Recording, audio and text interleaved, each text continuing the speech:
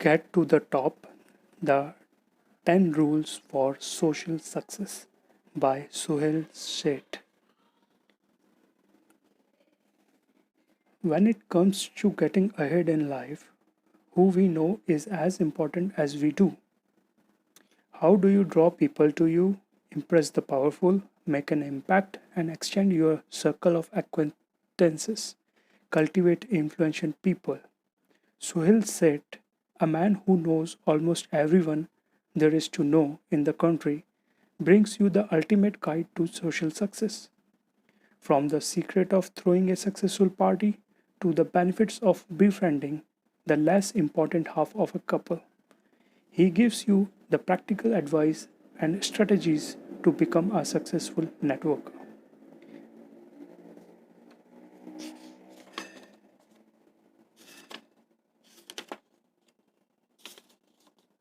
Part 1: How to draw people to you. Friendship happens when people are drawn to each other. How do you make yourself a more attractive person to others? You have got to have the ability to make people laugh, make them remember you, and yes, you must entertain them. And you can only do so with a blend of knowledge and humor. I have two simple rules about this. Rule 1: the self development rule. Be interested and interesting. What this rule will teach you?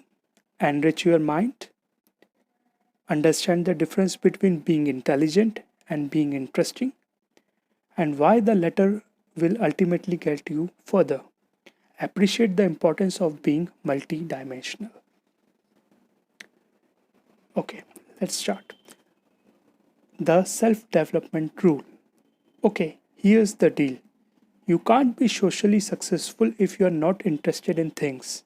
Not unless you are gorgeous as Bollywood beauty Aishwarya Rai or as wealthy as the entrepreneur Analjit Singh, in which case your money and good looks can do an open sesame into the world of social success for you. For the rest of us ordinary mortals, being unidimensional is an issue. Frankly, it can often be an issue even if you are beautiful and rich. The self development rule is number one because it is most important. Be interested in everything or in as many things as you can manage. And the easiest way to learn interesting thing is by reading as widely as you can.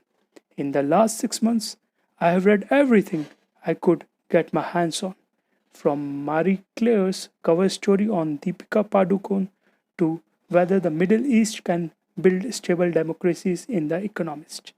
In my library at home, you will find F. Scott Fitzgerald's great classic, The Great Gatsby, Tina Brown's gossipy account of Princess Diana, The Diana Chronicles, and Ramachandra Guha's masterly history of modern India, India after Gandhi. As a result, I can banter about Deepika's new hairstyle with my new client's daughter and argue about world politics at a think tank dinner. Trust me when I say both hold me in good stead. The reason I read is because it helps me talk. Simple. The more I know, the more I engage people in conversation. In fact, a lot of what I do involves talking. I speak at conferences, I talk to CEOs and make presentations, and address management teams and students alike. For most of you too, talking is like to be very key part of your work and play. You may not do much public speaking, but you will find that the more widely you read, the easier it is to hold conversations. Even at a casual, intimate level, talking helps create a brand value for yourself. I am able to articulate things that I would otherwise escape others.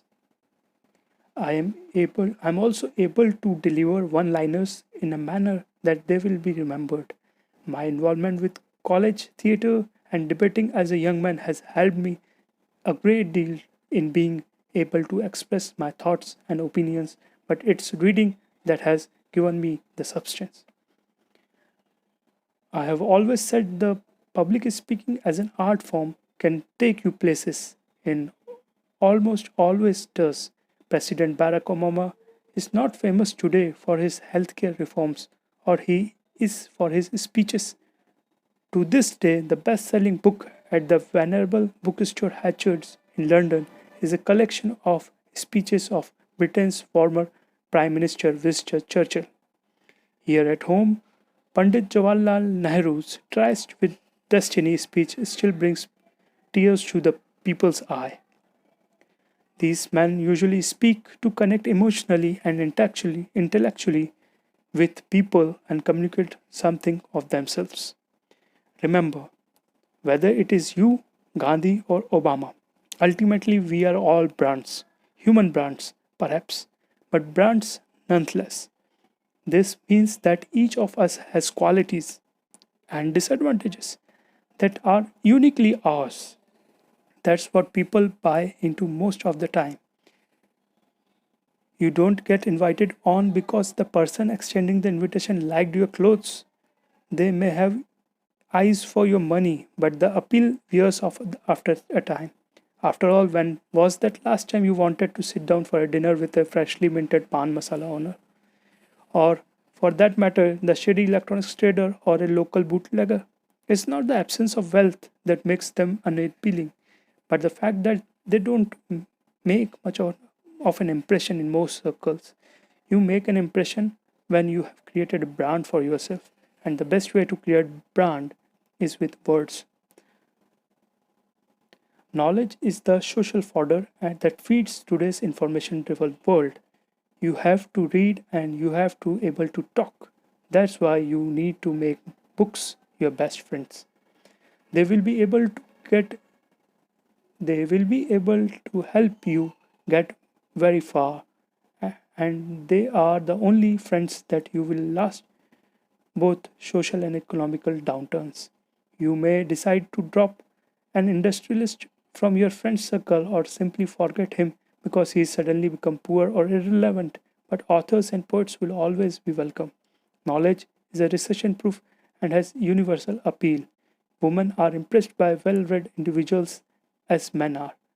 A little acknowledged fact is that ultimately women love men with brains. This is why Marilyn Monroe married Arthur Miller, the playwright, and not some Sports Illustrated model with ugly biceps and some millionaire. The man who taught me this simple yet profound truth was my my first boss, Ram Ray. 8 minutes complete. Thank you. Next part will be part 2 tomorrow.